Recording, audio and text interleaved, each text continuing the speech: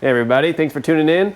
Behind me, 2008 Subaru Outback, we're going to be replacing the front CV axle. Now both CV axles in the front, the left and the right, are the exact same, and the procedure for replacing them is the same as well. For demonstration purposes, I'll be doing the driver's side, so let's do it. All right, jack the vehicle up, put it on jack stands, and we'll pull off our front tire. The first thing we want to do is get our axle nut off and make sure that our CV axle will come out of our hub. 32 millimeter. Yep, this moves really free. If you don't own an impact, that's okay. You can take a screwdriver, put it in between the caliper inside the fins of the brake rotor. That'll hold it in place while you break it free with a breaker bar. All right, let's move on. Next, we want to pull off our tie rod or remove the cotter pin. Now this tie rod's been off recently, so the cotter pin came out really easy. For old rusted on cotter pins, I like using a pair of side cutters. You can grab onto them and just kind of work them out. They work really good. This is a 19 millimeter for mine. Like putting the nut back on just a couple of threads.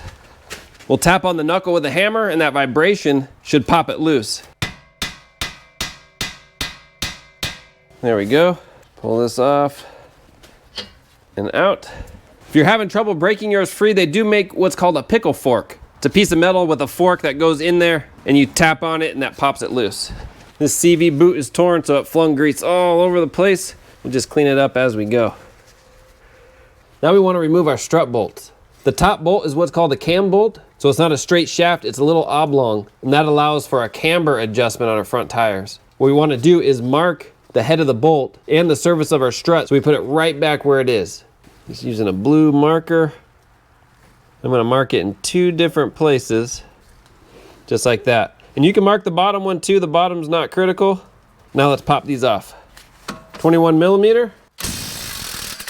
That one's just spinning. We'll knock those out. You see the difference in the 2 bolts. This one is oblong, and this one is a normal shaft. This one goes on top, and this is the one we mark. We have our wheel speed sensor bracket here and here, 12 millimeter. And that's just gonna give this slack while the knuckle drops forward. On this backside, we have the brake hose bracket, also a 12 millimeter. There we go. Now these lines have plenty of slack for us. We'll pull back off our tie rod. I just had that in to hold the knuckle while we pulled these off. There we go. Slough forward. There we go. And now we'll push our CV axle through. Nice. There. Now it's out the other side. Just cleaning up all this grease around.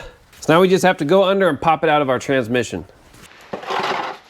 All right, underneath the vehicle with a drain pan under the transmission, then with the little pry bar, we're gonna put in between the CV axle and transmission, give it a little tap. There we go, it just popped out. Then we'll slide our whole CV axle out, get a different position. There we go. Nice. Now we'll take our new one, and right where the seal's gonna sit, I'm gonna put a little bit of lubricant on that. Then we just fish it back through. Carefully line it up. Now we're gonna tap a little on this end to set that circlip.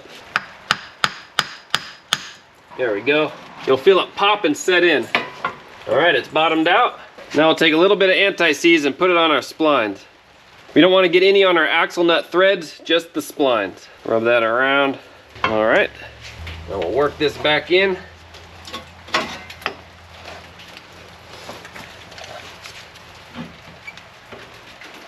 Perfect. You can see the axle coming out the other side. Keep pushing. Got a couple of threads. I'm just putting the old axle nut on temporarily. We do have a new axle nut, but that'll just hold it in, just like that. Now let's button everything back together. Put our strut tower back in.